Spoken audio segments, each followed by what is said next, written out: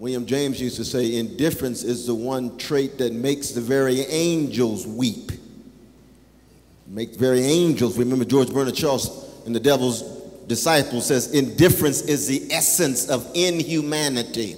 Indifference is the essence of inhumanity. Of course, we Christians invoke Paul. Lukewarm is the very thing that generates the anger of the deity. And I think this indifference is very much what we're talking about. But in addition, we want to be honest about this, that we're cutting against the grain. White supremacy is a lie, but it's not a joke.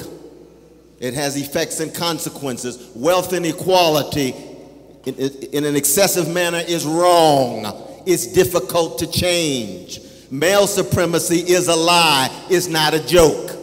It leaves scars and bruises and wounds on the vast majority of human beings who happen to be sisters of all colors. Homophobia is a lie. Gay brothers and lesbian sisters are human beings who ought to be affirmed in their humanity. It is also not a joke.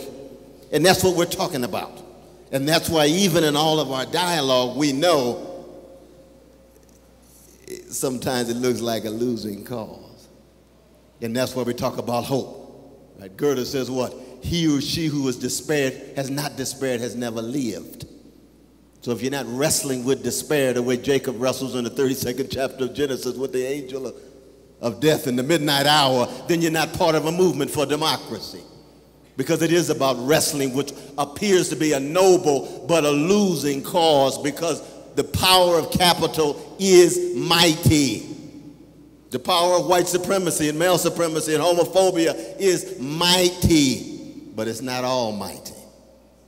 And it's just that little wiggle room between mighty and almighty that love and justice and struggle and sacrifice and service comes in, and we're part of that cloud of witnesses. And I'm glad to be here with my brother Tavis and all my other brothers and sisters. I'm so sorry we have to leave and go back to the American Empire in a few hours. If y'all pray for us, if you're religious, think well of us if you're not.